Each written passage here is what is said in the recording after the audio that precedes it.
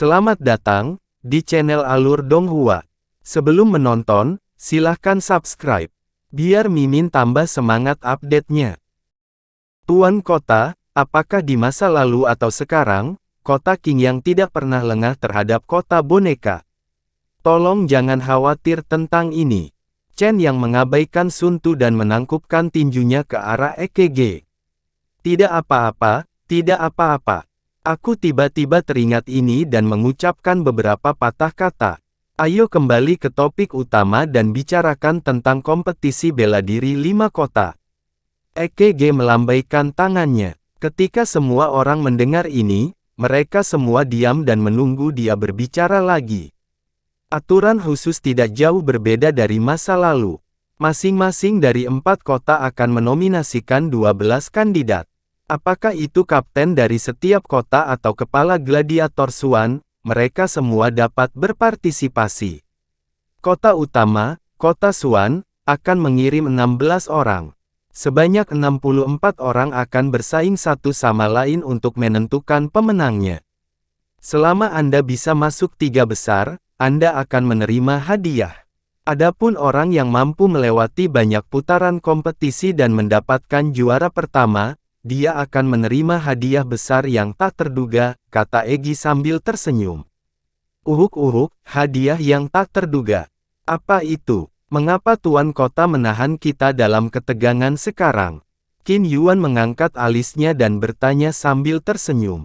Masih ada 3 bulan sebelum kompetisi bela diri resmi. Semuanya, izinkan saya membuat Anda tegang lebih lama. Saya akan mengungkapkannya saat kompetisi resmi dimulai. Singkatnya, Anda tidak akan kecewa. Senyum di wajah EKG semakin lebar.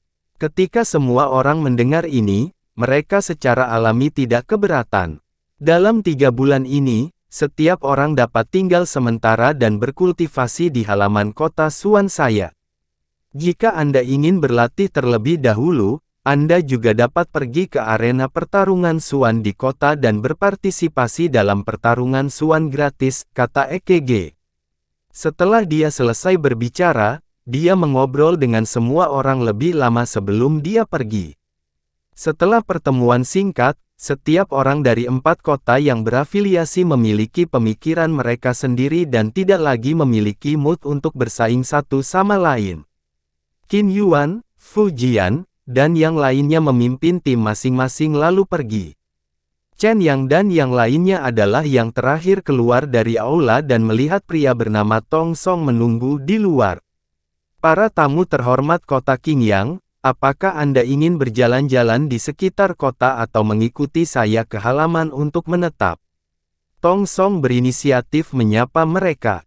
Kami lelah karena perjalanan jauh. Tolong bawa kami ke halaman dulu. Chen Yang, Gu Qiansun, dan Han Li saling memandang dan berkata, "Baiklah, semuanya, tolong ikuti saya." Tong Song mengangguk dan berkata, di bawah kepemimpinannya, semua orang meninggalkan mansion Tuan Kota dan menuju ke barat kota. Akhirnya, mereka tiba di sekelompok bangunan yang menempati area yang bahkan lebih luas dari kediaman Tuan Kota. Maafkan saya, orang-orang dari 3 kota lainnya datang lebih awal, dan telah memilih beberapa lokasi yang lebih baik di taman. Bangunan kecil Kulbris yang tersisa dan Taman Batu Putih, meskipun lingkungannya lumayan, wisma-wisma ini tersebar agak jarang, dan jarak antara satu sama lain cukup jauh. Saya khawatir setiap orang harus hidup agak terpencar. Begitu mereka memasuki gerbang taman, Tong Song berkata dengan nada sedikit menyesal. Itu bukan masalah. Sebaiknya berpisah sedikit. Ini akan lebih tenang. Pikiran Chen yang agak mengembara, jadi dia berkata dengan acuh tak acuh. Itu bagus, kata Tong Song sambil tersenyum. Semua orang mengikutinya dan duduk di sebuah bangunan kecil yang sejuk di sudut barat daya taman. Kamar-kamar di sini dibangun berdampingan seperti penginapan. Mereka cukup sederhana, dan bahan yang digunakan adalah batu hitam yang dapat mengisolasi indera ilahi, yang membuat semua orang merasa lebih nyaman. Ada banyak kamar, dan Han Li dan yang lainnya masing-masing menempati satu kamar. Han Li memeriksa kamar untuk memastikan tidak ada yang mengacau, dan baru kemudian dia duduk dengan menyilangkan kaki. Waktu berlalu dengan cepat, dan sudah larut malam dalam sekejap mata. Han Li tiba-tiba membuka matanya sebelum keluar dari ruangan. Itu benar-benar tenang di luar. Bulan yang cerah menggantung tinggi di langit, dan memancarkan sinar yang terang dan jernih, namun itu membuat tempat ini tampak lebih tenang. Han Li menatap bulan purnama di langit dan alisnya sedikit berkerut. Dia kemudian menarik pandangannya dan berjalan ke depan, dengan cepat tiba di depan sebuah ruangan sebelum mengetuk pintu dengan lembut.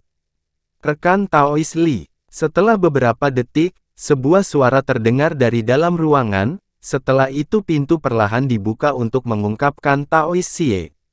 Rekan Taois Chen Yang, maaf mengganggumu larut malam. Han Li melirik Taois Xie sebelum masuk ke ruangan. Ini adalah kamar Chen Yang, dan Chen Yang saat ini sedang duduk bersila dalam meditasi. Silakan duduk, rekan Taois Li. Bolehkah saya bertanya mengapa Anda datang larut malam? Chen Yang bertanya sambil tersenyum. Saya telah membuat kesepakatan dengan rekan Daois Chen bahwa jika saya tidak dapat menemukan cara untuk menghilangkan serangga kesengsaraan hitam, saya akan mengubah permintaan saya, bukan? Saya datang untuk membicarakan hal ini dengan rekan Daois Chen, Han kata Li setelah duduk. Benar. Bolehkah saya bertanya apa permintaan Anda? Selama masih dalam kemampuanku, aku akan melakukan yang terbaik agar kau tidak kecewa lagi, jawab Chen Yang dengan anggukan. Saya ingin meminta rekan Taois Chen untuk membantu saya menyelidiki dua orang. Satu adalah Si Kong, dan yang lainnya disebut Violet Spirit. Dia adalah seorang kultivator wanita yang dilemparkan ke alam ruang skala akumulasi dalam 100 tahun terakhir. Rekan Taois Chen, tolong beri saya jawaban yang jelas sebelum pertemuan bela diri dimulai. Han Li perlahan berkata. Chen yang sedikit goyah setelah mendengar ini sebelum ekspresi bermasalah muncul di wajahnya. Saya dapat membantu Anda menyelidiki Violet Spirit yang Anda bicarakan. Karena dia adalah seorang kultivator wanita dan baru saja memasuki alam ruang skala akumulasi beberapa dekade yang lalu, seharusnya tidak sulit untuk menemukannya di kota Suan. Namun, Si Kong saat ini di tangan Ekai, jadi akan sulit untuk menyelidikinya. Chen Yang tersenyum pahit. Jika itu mudah, mengapa saya harus mengganggu rekan Daois Chen? Han Li terkekeh. Chen Yang terdiam beberapa saat sebelum dengan sungguh-sungguh berkata, baik, saya sudah salah bicara sekali, jadi saya tidak akan melakukannya lagi. Yakinlah, rekan Daois Li, saya pasti akan memberi Anda jawaban sebelum kompetisi bela diri dimulai. Kalau begitu aku harus menyusahkan rekan Taois Chen. Han Li tersenyum tipis dan tidak berlama-lama lagi. Dia segera pergi dan kembali ke kediamannya. Malam berlalu dengan lancar. Keesokan paginya, Han Li mandi dan hendak pergi ketika tiba-tiba dia mendengar ketukan di pintu. Itu adalah petugas pemuda dari kota Qingyang. Dalam perjalanan ke kota Suan ini, selain Han Li dan yang lainnya, Chen Yang juga membawa beberapa petugas bersamanya untuk menangani beberapa masalah lain. Senior Li, Tuan Kota telah mengundangmu ke kediamannya. Petugas pemuda itu berkata dengan hormat. Apakah kamu tahu mengapa Tuan Kota memanggilku? Han Li bertanya tanpa mengedipkan mata. Aku tidak tahu. Petugas pemuda itu menggelengkan kepalanya. Memimpin. Han Li sedikit mengernyit dan berkata. Petugas pemuda membawa Han Li ke kediaman Chen Yang dengan sangat cepat. Mata Han Li berkilat dengan sedikit keterkejutan. Dia awalnya berpikir bahwa Chen Yang telah memanggilnya untuk mendiskusikan sesuatu dengannya, tetapi kediaman Chen Yang saat ini dipenuhi orang. Gu Qianxun, Yi Lia, Xiong Pi, dan yang lainnya semuanya ada di sana. Melihat Han Li masuk, Gu Qianxun tersenyum dan mengangguk memberi salam. Han Li juga mengangguk sebagai jawaban. Pada saat ini, dia tiba-tiba merasakan tatapan bermusuhan diarahkan padanya. Memutar kepalanya, dia melihat bahwa itu adalah Yi Lia. Ketika Yilia melihat bahwa Han Li tidak meringkuk sedikit pun setelah merasakan tatapannya, dia memelototi Han Li sebelum mengalihkan pandangannya. Han Li sedikit mengernyit dan dipenuhi dengan keraguan. Dalam perjalanan ke kota Xuan, dia sudah merasa bahwa Yilia memiliki permusuhan terhadapnya. Namun, dia baru saja bertemu orang ini dan bahkan belum pernah berbicara dengannya. Dia benar-benar tidak mengerti mengapa Yilia memusuhi dia. Setelah beberapa saat, beberapa orang lagi masuk. Semua orang di kota Qingyang telah berkumpul. Aku memanggil kalian semua ke sini karena ada yang ingin kukatakan. Chen yang memandang kerumunan dan berkata. Semua orang mendengarkan dengan penuh perhatian. Masih ada waktu sebelum dimulainya kompetisi seni bela diri. Saat ini, semua kekuatan di kota telah berkumpul dan situasinya rumit. Jika tidak ada yang penting, cobalah untuk tetap tinggal di tempat tinggalmu dan hemat energimu. Jika ada sesuatu Anda harus keluar, ingatlah untuk tidak menimbulkan masalah atau bentrok dengan orang-orang dari kota lain. Kalau tidak, saya tidak akan bisa berbicara di sini, kata Chen Yang. Iya. Semua orang telah melihat dengan mata kepala sendiri kemarin sikap orang-orang dari kota lain terhadap kota Qingyang. Ada lebih banyak kejahatan daripada kebaikan, jadi mereka semua mengangguk setuju. Chen yang tampak puas saat melihat semua orang menganggukkan kepala. Tuan kota, kemarin orang dari kota Xuan mengatakan bahwa masing-masing dari 4 kota yang berdekatan akan mengirim 12 orang untuk kompetisi seni bela diri ini. Saat ini, jelas ada lebih banyak orang di sini. Bolehkah saya bertanya 12 orang mana yang tuan kota akan mau kirim? Yilia tiba-tiba bertanya. Mendengar ini, mata semua orang berbinar dan mereka melihat ke arah Chen Yang. Pertanyaan ini telah lama tersembunyi di hati mereka. Merupakan kehormatan besar untuk dapat berpartisipasi dalam kompetisi seni bela diri dari 5 kota, belum lagi ada hadiah besar di depan mereka. Setiap orang sangat percaya diri dengan kekuatan mereka sendiri, jadi mereka sangat bersemangat untuk berpartisipasi di atas panggung. Masalah ini tidak mendesak. Daftar peserta akan saya umumkan sebelum kompetisi pencaksilat dimulai. Baiklah, kalian semua bisa kembali. Mata Chen yang berkilat saat dia berbicara perlahan. Mendengar ini, wajah semua orang dipenuhi kekecewaan dan mereka semua pergi. Han Li berjalan keluar dari kediaman Chen Yang dan hendak menuju keluar. Meskipun Chen Yang mengatakan kepada mereka untuk tidak keluar sebanyak mungkin, dia memiliki hal-hal penting yang harus diperhatikan. Taois Li, apakah kamu akan keluar? Sebuah suara datang dari belakang. Itu adalah Gu Qianxun. Benar. Ini pertama kalinya aku di kota Xuan, jadi aku berencana untuk jalan-jalan. Han Li berhenti di jalurnya. Mungkinkah Taois Li sedang mencari Nyonya Liu Hua untuk bertanya tentang serangga kesengsaraan hitam? Bibir Gu Qianxun bergerak sedikit saat dia mengirimkan suaranya. Iya, Han Li tidak menyembunyikan apapun di depan Gu Qianxun. Bak kesengsaraan hitam adalah duri di hatinya. Dia tidak akan merasa nyaman jika dia tidak menariknya keluar. Aku juga akan menyelidiki masalah ini. Mengapa kita tidak pergi bersama? Nyonya Liu Hua adalah pandai besi nomor 1 di kota Xuan dan bukan orang yang mudah ditemui. Gu Qianxun berkata dengan ekspresi serius. Baiklah. Han Li sedikit terkejut dan menganggukkan kepalanya. Dengan demikian, mereka berdua dengan cepat keluar dan sosok mereka dengan cepat menghilang di depan mereka.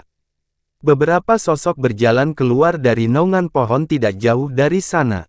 Itu adalah Yilia, Dulong, Tu Gang dan yang lainnya. Yilia melihat ke arah mereka berdua pergi dengan ekspresi muram.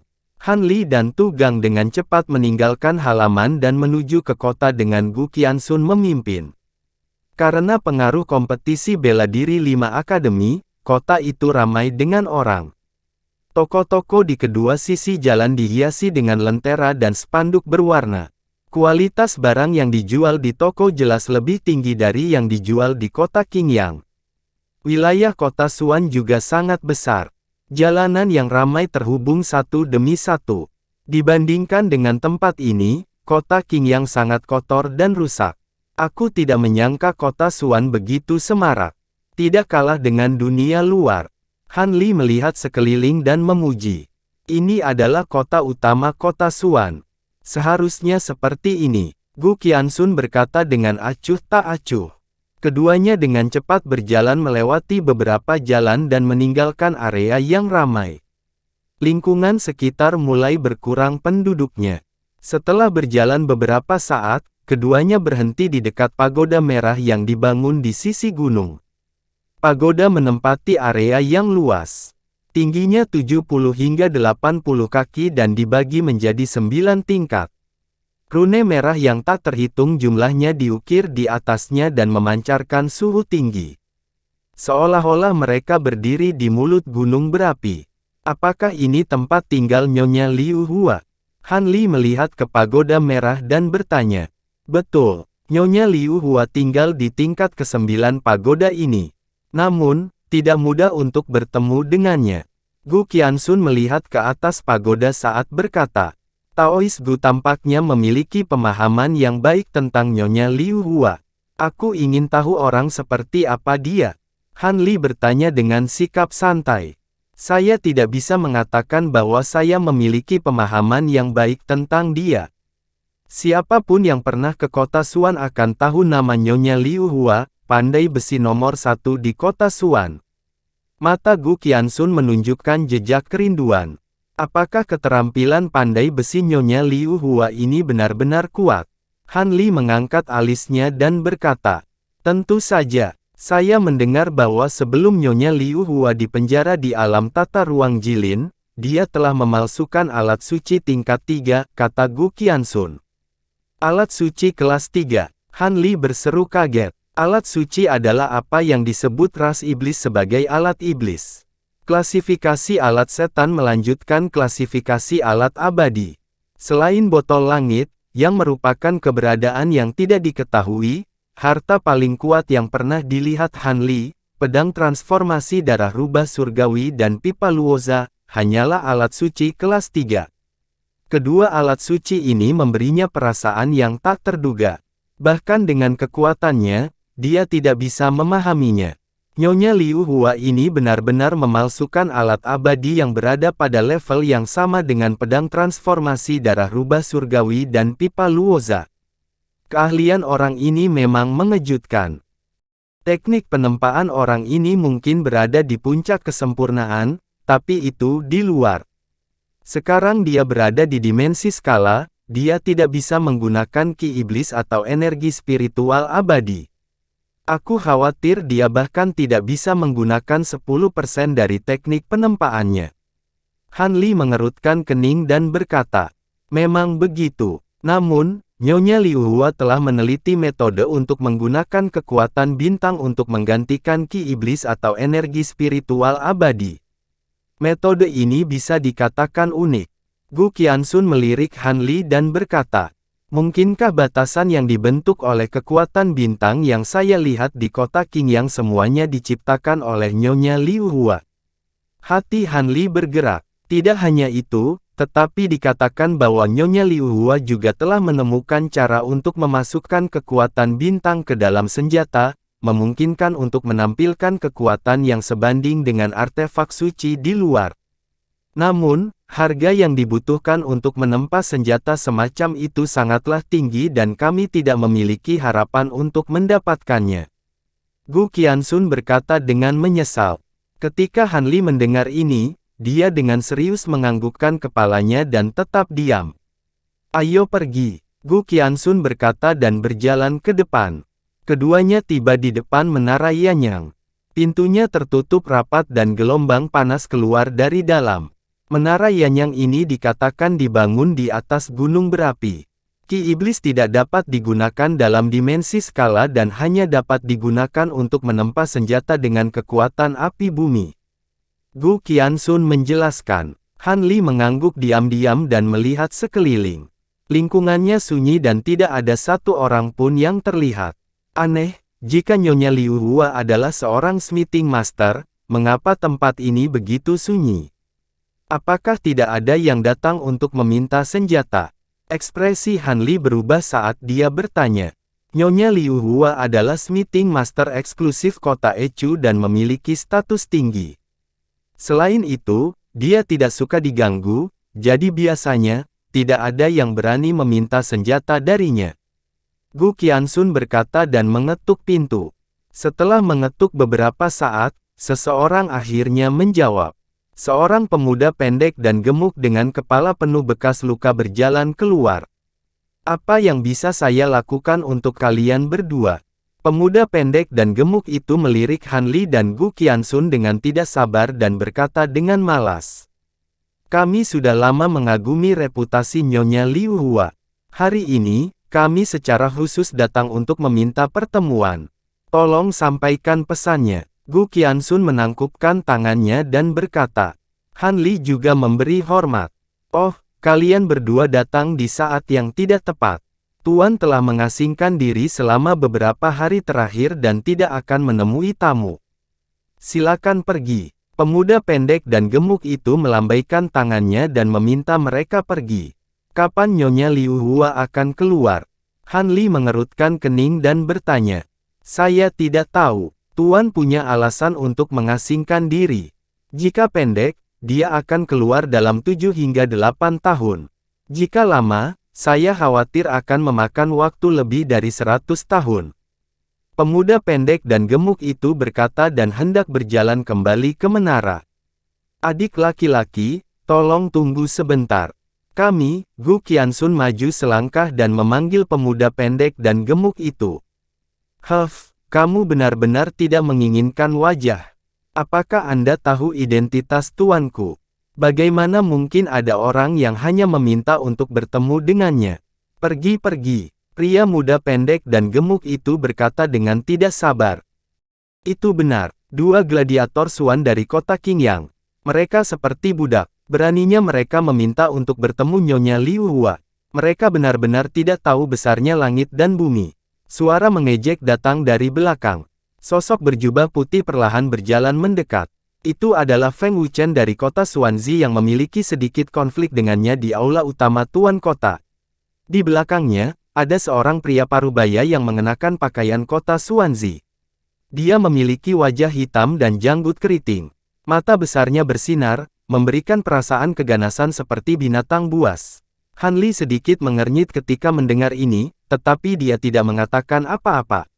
Gu Qianxun, di sisi lain, tampak tenang. Feng Wuchen melirik Han Li dan Gu Qianxun.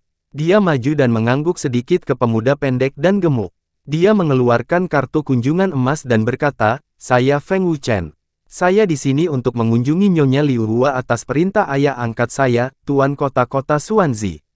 Ini adalah kartu kunjungan. Tolong sampaikan pesannya. Jadi, rekan Feng, harap tunggu sebentar. Saya akan menyampaikan pesannya. Namun, terserah Tuhan untuk memutuskan apakah akan menemuinya atau tidak. Pemuda pendek dan gemuk itu melihat tanda tangan di kartu kunjungan. Ekspresinya segera berubah menjadi ekspresi menyanjung dan berkata dengan nada meminta maaf. Dia hanya seorang penjaga gerbang. Dia tidak berani mengambil semuanya. Tentu saja, kata Feng Wuchen sambil tersenyum. Ekspresinya penuh percaya diri. Pemuda pendek dan gemuk itu mengangguk pada Feng Wuchen lagi. Dia berbalik dan hendak masuk. Rekan Feng, tolong tunggu sebentar. Saya juga punya token di sini. Tolong berikan kepada saya. Gu Qianxun membuka mulutnya dan menghentikan pemuda pendek dan gemuk itu. Dia mengeluarkan token tulang putih. Ada retakan di atasnya dan sepertinya itu adalah benda kuno. Kedua sisi token itu diukir dengan rune yang tampak seperti air yang mengalir. Mereka berkedip dengan cahaya putih redup. Han Li melihat ini dan sedikit keterkejutan muncul di matanya. Pemuda pendek dan gemuk mendengar ini dan menghentikan langkahnya. Dia menatap wajah tenang Gu Qianxun. Hatinya bergetar dan penghinaan yang dia miliki sebelumnya menghilang. Dia melihat token tulang itu lagi dan hendak menerimanya. Token tulang yang patah. Ini juga token. Kamu hanya mencoba menipu orang. Feng Wuchen meliriknya lalu mencibir. Meskipun dia tahu bahwa kekuatan Gu Qianxun tidak lemah, dia hanyalah seorang gladiator Suan dari kota Qingyang. Statusnya rendah dan dia sama sekali tidak peduli padanya. Pemuda pendek dan gemuk mendengar ini dan tidak bisa membantu tetapi berhenti di jalurnya. Kamu adalah penjaga menara Yanyang ini, kan? Sebagai penjaga, Anda harus melakukan pekerjaan Anda dengan baik. Jangan terlalu memikirkan diri sendiri dan melangkahi tugas Anda. Anda mungkin tidak dapat menanggung akibatnya jika Anda menunda sesuatu yang penting. Gu Qianxun berkata dengan ringan. Kamu benar, tolong tunggu di sini sebentar. Aku akan melapor kepada Tuhan. Ekspresi pemuda pendek dan gemuk itu berubah. Dia mengambil token dari Gu Qianxun dan dengan cepat memasuki menara Yanyang. Wajah Feng Wuchen menjadi gelap dan dia mendengus dingin. Namun, dia tidak bergerak. Ini adalah kediaman Nyonya Liu Hua. Dia tidak berani lancang. Waktu berlalu dengan lambat. Dalam sekejap mata, setengah jam telah berlalu. Namun, pemuda pendek dan gemuk itu sepertinya telah menghilang dan tidak ada jejaknya. Wajah Feng Wuchen menunjukkan sedikit ketidaksabaran. Pada saat ini, serangkaian langkah kaki datang dari dalam dan sesosok tubuh muncul. Itu adalah pemuda pendek dan gemuk. Aku benar-benar minta maaf membuatmu menunggu. Tuan sedang mengerjakan pelajaran paginya dan dia tidak suka diganggu. Itu sebabnya dia menundanya sampai sekarang. Silakan masuk. Pemuda pendek dan gemuk itu menundukkan kepalanya dan berkata dengan nada meminta maaf. Tidak apa-apa, Nyonya Liu Hua sangat sibuk dan saya hanya seorang junior. Saya hanya berhak menunggu sebentar. Feng Wuchen tersenyum dan hendak masuk. Kakak Feng, Tuan berkata bahwa dia memiliki sesuatu yang penting untuk dilakukan hari ini dan memintamu untuk kembali besok. Dua bersaudara yang saya maksud adalah Brother Li dan Gu Qianxun.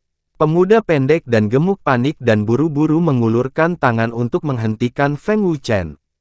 Dia tidak berani menatap wajah Feng Wuchen dan menunduk. Hatinya dipenuhi dengan penyesalan dan dia ingin menamparkan dirinya sendiri. Dia hanya fokus pada permintaan maaf dan tidak menjelaskan semuanya. Kesalahpahaman ini sangat menyinggung Feng Wuchen. Apa katamu? Feng Wuchen berhenti di jalurnya. Wajahnya tiba-tiba memerah dan kemudian berubah menjadi hijau. Terima kasih telah menyampaikan pesannya. Ekspresi Gu Qianxun tenang seolah dia sudah menduga situasi ini. Dia mengangguk ke pemuda pendek dan gemuk dan berjalan masuk. Mata Han Li berkilat dengan sedikit keterkejutan saat dia mengikuti. Dua saudara, tolong ikuti saya. Pemuda pendek dan gemuk itu melirik Feng Wuchen dan ragu sejenak. Pada akhirnya, dia masih mengikuti setelah Han Li dan Gu Qianxun. Pintu perlahan tertutup, menutup Feng Wuchen dan Gu Qianxun di luar. Ayo pergi. Ekspresi Feng Wuchen sangat jelek saat dia berbalik dan berjalan jauh. Pria parubaya dengan janggut naga memiliki tatapan aneh di matanya saat dia mengikuti di belakang Feng Wuchen. Keduanya dengan cepat menghilang ke kejauhan. Han Li dan Gu Qianxun mengikuti pemuda pendek dan gemuk itu ke menara Yanyang. Setelah melewati koridor panjang, mereka sampai di tangga spiral. Tuan tinggal di lantai atas menara Yanyang. Dua bersaudara, tolong ikuti saya, kata pemuda pendek dan gemuk dengan hormat sambil memimpin jalan. Han Li dan Gu Qianxun mengikuti di belakang dan menaiki tangga. Kakak Gu, karena kamu memiliki token itu, mengapa kamu mengatakan bahwa Nyonya Liu Hua tidak mudah untuk bertemu dan menyeretku bersamamu? Mata Han Li berkilat saat dia mengirim pesan ke Gu Qianxun. Mohon maafkan saya, Saudara Li. Token itu diberikan oleh ibu saya.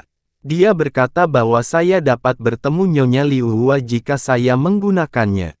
Saya tidak yakin tentang hal itu dan berpikir bahwa itu tidak akan begitu mulus. Itu sebabnya aku menyeretmu, jawab Gu Qianxun sambil tersenyum. Begitukah? Han Li mengerutkan kening dan berkata tanpa komitmen.